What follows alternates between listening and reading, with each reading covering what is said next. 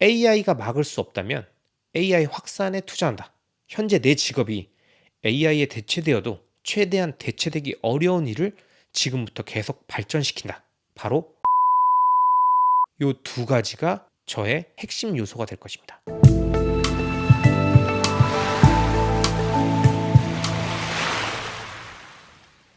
여러분 안녕하세요. 리스펙입니다. 이번 영상은 미래 삶의 트렌드를 읽어야 헛발질 안 한다. 기피 직업이 된 공무원에 대해서 말씀드리겠습니다.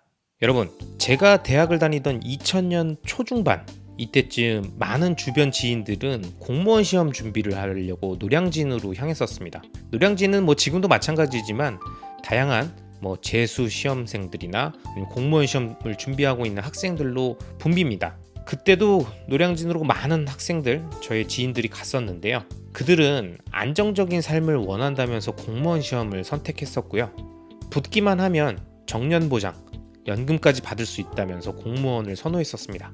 그러다 보니까 우리가 너무나도 잘 알고 있는 공무원 시험 합격은 에듀윌 이거 하는 이 서경석 같은 이런 스타들도 나오면서 시험 합격을 도와주는 사이트들이 인기를 끌기도 했고요. 그리고 그 당시 많은 사람들이 이런 의견에 동의했었고, 심지어 여성들의 남성 선호 직업으로 공무원이 상위에 있었습니다. 그런데 코로나 이후에 많은 기사에서 공무원들의 직업적인 선호도가 내려갔다라는 기사들이 나와서 그런가 보다 좀 세상이 변했네 이렇게 생각을 했었는데, 이 글을 썼던 며칠 전 유튜브에서 본 뉴스를 통해서 정말 세상이 많이 변했구나라는 걸 느꼈습니다. 이 뉴스의 내용은 이거였습니다. 이젠 기피 직업이 된 공무원, 월급 명세서에 그 이유가 있다라고 하는 SBS 기사였는데요. 이 뉴스 기사의 핵심은 공무원이 너무 박봉이라는 겁니다. 실제 실수령 금액이 지금 요 썸네일에도 살짝 나오지만 199만 8천 얼마, 그러니까 즉 200만 원이 안 된다는 거고요. 이 뉴스 내용에서 나오는 거는 최저시급 기준으로 해서 시간당 곱해도 이 공무원 월급보다 높다는 겁니다. 이렇게 최저시급만도 못한 월급을 받고 있다 보니까 지금처럼 인플레이션이 급격하게 증가하고 있는 요즘 같은 시기에는 인플레이션만큼 따라가기도 너무 벅차고 방어해 주지도 않는 거죠. 여러분, 제가 이전에 만들었던 영상 중에 당신의 회사가 월급을 얼마나 올려주고 있느냐 이것을 물어보는 내용이 있었습니다. 평균 물가 상승률 기준으로 치면 적어도 8에서 9% 정도는 올려줘야 되는데 국내 대기업들을 제외하고는 아직 그 정도 올려주고 있을 수가 없기 때문에 그게 아니라면 실질적인 수익은 마이너스가 되고 있는 거다라는 부분들을 지적했던 영상이었는데요. 그 영상 위에 한번 띄워놓겠습니다. 혹시 안 보셨던 분들은 지금의 인플레이션 상황이 우리에게 어떤 의미가 있는지를 한번 살펴보시는 개념으로 봐주시면 좋을 것 같고요. 이 공무원 얘기로 다시 돌아와서 좀 말씀드리면 결국에는 인플레이션 방어가 안 되다 보니까 공무원에 대한 기피 현상들이 좀 나타나고 있다라는 얘기입니다. 그런데 참 재밌는 점은 사실 이게 지금 와서 이렇게 된 게 아니라는 점입니다. 무슨 얘기냐? 그렇습니다. 공무원은 원래 박봉이었어요. 그걸 누가 몰랐습니까? 제 지인들이 공무원 시험을 준비하겠다고 했을 때도 공무원은 박봉이었어요. 지금만 박봉이 됐고 그때는 괜찮았었냐? 그게 아닙니다. 그때도 박봉이었고 지금도 박봉입니다. 근데 왜 그땐 인기였을까요?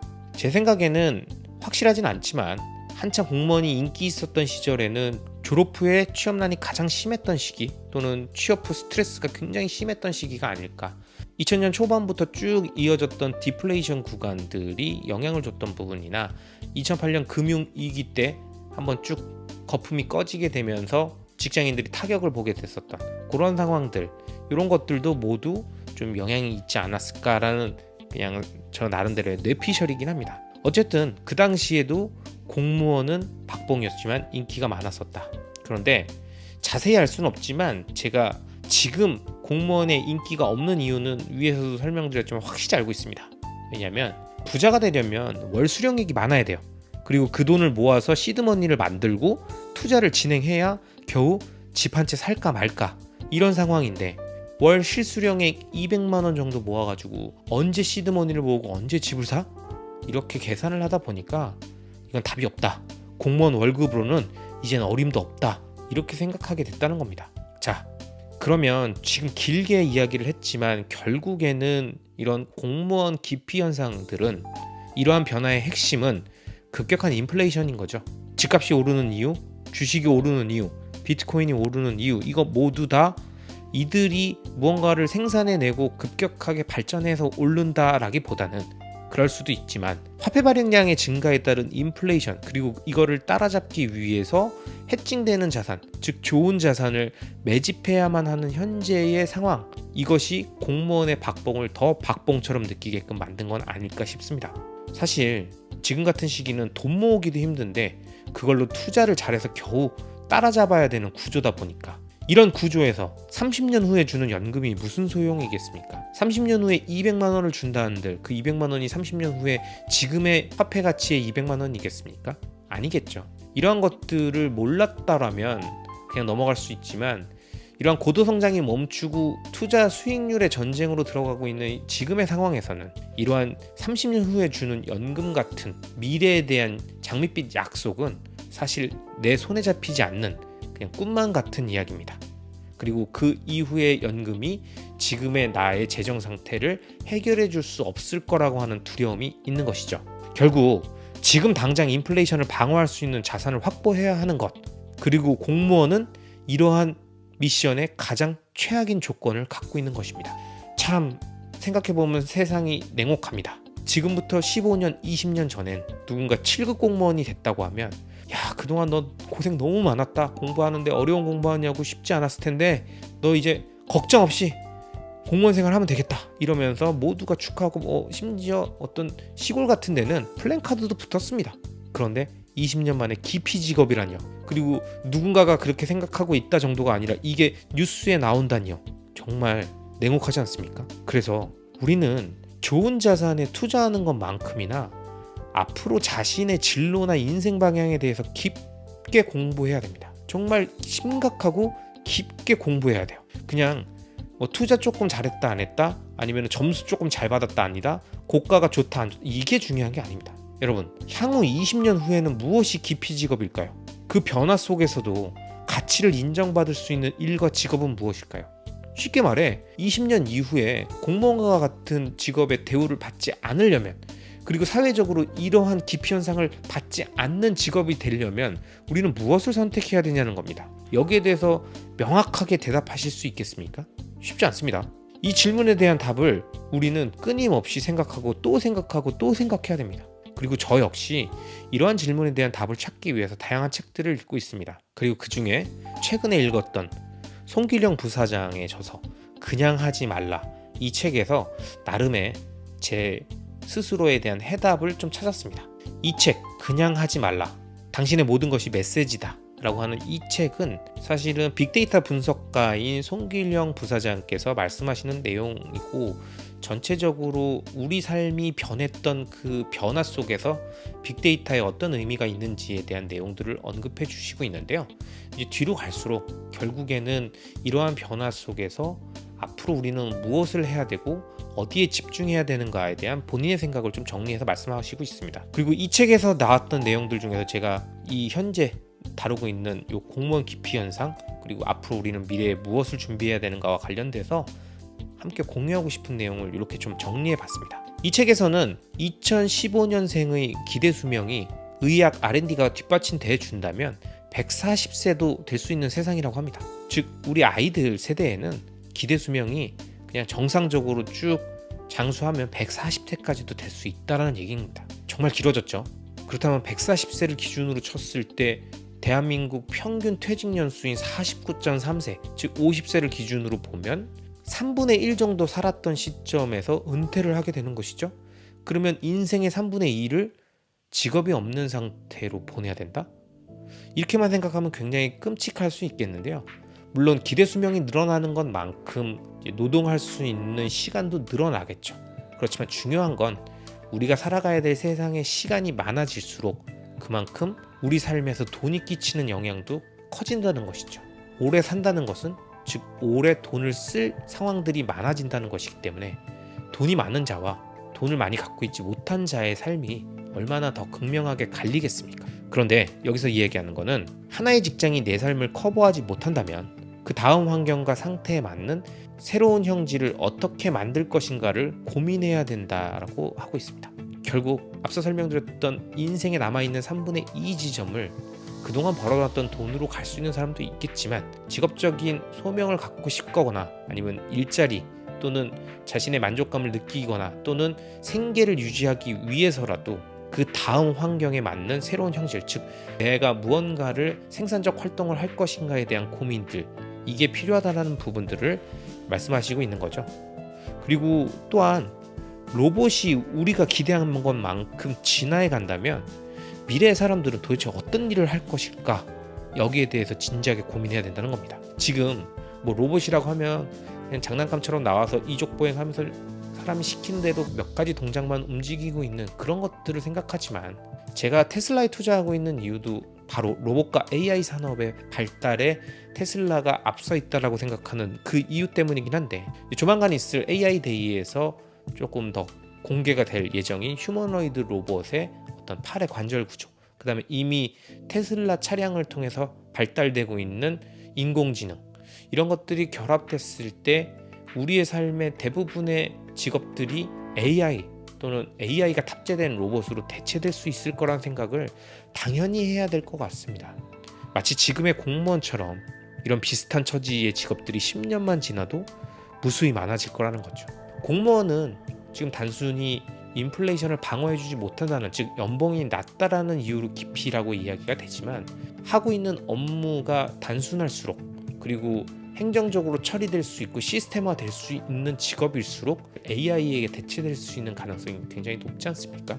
과거 우리 아버지 세대들이 살았던 80년대만 해도 월급날마다 월급을 봉투에 담아주는 일을 하고 있는 격리 직원들이 굉장히 많았다고 합니다.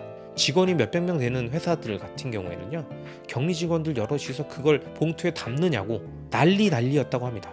그리고 잘못 담아서 다시 또 컴플레인 오면 그거 개선해주고 바꿔주고 심지어 동전까지 봉투에 넣어가지고 정리해주는. 그런데 지금 어떻습니까? 누가 그렇게 하고 있습니까? 그냥 다 자동 계좌이체 아니겠습니까? 그런 거죠. 우리가 하고 있는 일들 중에서 이미 키오스크로 대체되고 있는 주문을 받는 업무라던가 아니면 주차 관리 요원이라던가 이미 곳곳에서 전산화되어 있는 키오스크로 대체되고 있는 게 많은 것처럼, 컴퓨터 앞에 앉아서 하고 있는 우리의 사무 업무도 많은 부분들이 AI로 대체될 것이고, 우리가 하고 있는 단순 노동 업무 중에 많은 것들이 로봇팔 또는 휴머노이드 로봇으로 대체될 게 먼 미래의 공상과학이 아니라는 부분들을 명확하게 우리가 인지해야 됩니다. 변화는 늘 생각하지 못한 시점에 다가오고요, 그러한 변화들이 완벽하게 완성돼서 다가오기 전부터 우리 인생에 영향을 끼치기 시작합니다. 우리는 이것을 꼭 명심해야 합니다. 그래서 이 책에서는 이렇게 얘기합니다. 바야흐로 사람이 상품이 되는 시대입니다. 현대의 노동자들은 유형이건 무형이건 자신이 가진 무언가를 팝니다. 그렇다면 나에게 팔 게 있어야 하지 않겠습니까? 여러분, 모든 게 AI로 대체되더라도 사람만이 할 수 있는 것, 그것을 판매할 수 있는 사람이 가장 오랜 기간 살아남을 수 있고 자신의 가치를 인정받을 수 있을 것입니다. 그렇게 생각되지 않습니까? 그게 유형이든 무형이든 자신이 갖고 있는 무언가를 팔 수 있어야죠. 그리고 이 책에서는 이렇게 얘기합니다. 경쟁의 추이가 바뀐다면 나는 어떤 능력을 얻어야 할지 고민이 필요합니다. 그렇습니다. 지금 당장의 월급도 중요하고 취업도 중요하지만 일단 이 순간만 피한다고 인생이 해결되는 건 아니죠. 누군가 15년 전에 7급 공무원 어렵게 합격해서 이제 인생에서 고민 없다, 끝이다 라고 생각했었을 사람도 있지만, 누군가의 부러움을 흠뻑 받으면서 사회생활을 시작했던 그 사람도 15년이 지난 지금 엄청난 고뇌에 빠져 있지 않겠습니까? 그리고 지금 어떻게든 일단 취업만 됐으면 좋겠다라고 근시안적으로 생각하는 사람이 또 15년 후에 고민하게 될 수도 있고요, 지금 유망업적이라고 생각해서 어렵게 들어간 사람이 15년 후에 자신이 전혀 예상하지 못했던 상황들이 만들어지면서 고민에 빠질 수 있을 거라는 얘기입니다. 그래서 우린 지금부터 고민을 해야 됩니다. 저는 저희 리스펙 투자 플랜 채널을 구독하고 계시는 분들께 꼭 말씀드리고 싶습니다. 여러분, AI에 대체되지 않거나 늦게 대체될 직업이 무엇이며, 만약 대체된다면 나의 제2의 직업이 무엇이 되어야 하는지, 그리고 그 직업을 통해서 나는 유무형의 무엇을 판매할 것인지, 이 부분에 대해서 정말 진지하게 생각해야 됩니다. 이 질문에 대해서 각자 답을 고민해 봐야 돼요. 그리고 저는 저만의 답을 정리했습니다. 이거는 제가 말씀드리지만 저만의 답이기 때문에 각자의 상황에 따라서 다 틀리겠죠. 그런데 저는 어떻게 정리를 했느냐, AI가 막을 수 없다면 AI 확산에 투자한다. 현재 내 직업이 AI에 대체되어도 최대한 대체되기 어려운 일을 지금부터 계속 발전시킨다. 바로 창작과 투자. 요 두 가지가 저의 남은 인생의 제2의 플랜 그리고 제2의 직업이 될 것이고요.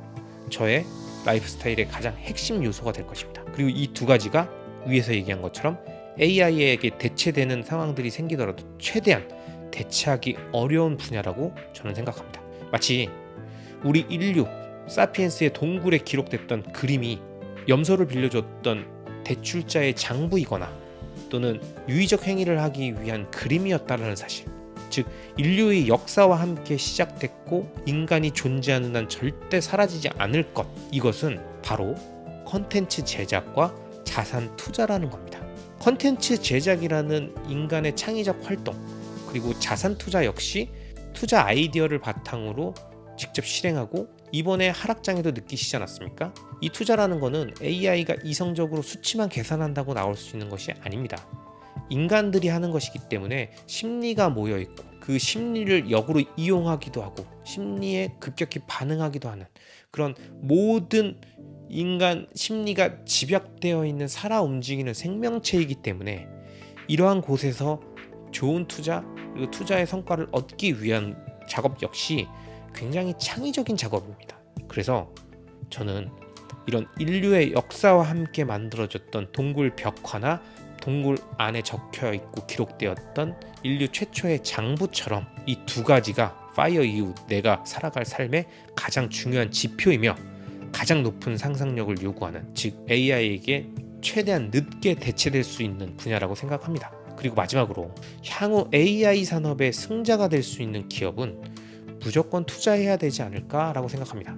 내가 AI에게 대체되지 않거나 가장 늦게까지 살아남을 수 있는 직업을 선택했다 하더라도 우리가 알고 있는 많은 직업들은 AI와 로봇 산업의 발전에 의해서 대체될 것입니다. 그러면 그렇게 사라지는 직업에 의해서 돈을 잃는 사람들 그리고 기회비용을 잃는 사람들만큼 그 로봇과 AI 산업을 만들고 퍼뜨려 가고 있는 기업은 엄청난 돈을 벌겠죠.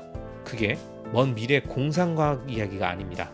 AI가 우리의 삶에 깊숙이 들어와 있게 되는 그런 상황들, 그리고 실제 내 일자리를 뺏게 되는 그러한 상황들이 생겼을 때 그러한 상황을 한탄하고 욕하지 마시고 그러한 것이 거스를 수 없는 대세구 인류의 발전 방향에서 피할 수 없는 일이라고 생각되신다면 그러한 AI 산업의 승자가 될 수 있는 기업의 투자에 그 확산 속도에 배팅하는 것이 투자자로서 가장 현명한 선택, 그리고 본인은 인간으로서 할 수 있는 가장 오랫동안 유지될 수 있는 창의적 활동에 집중하는 유무형 컨텐츠 생산과 자산 투자에 집중하는 것이 현명한 행동이지 않을까 생각합니다. 그게 AI 시대를 대비하는 연금입니다. 그러한 개념에서 AI 기업에 미리미리 투자해 놓는 것, 그것이 가장 현명한 투자자의 첫 번째 덕목이라고 말씀드리면서 이번 영상 마치도록 하겠습니다. 이번 영상이 마음에 드셨다면 구독과 좋아요, 알람 설정 부탁드리고요. 이 좋은 영상이 많은 분들께 퍼질 수 있도록 많은 추천 부탁드리겠습니다. 감사합니다.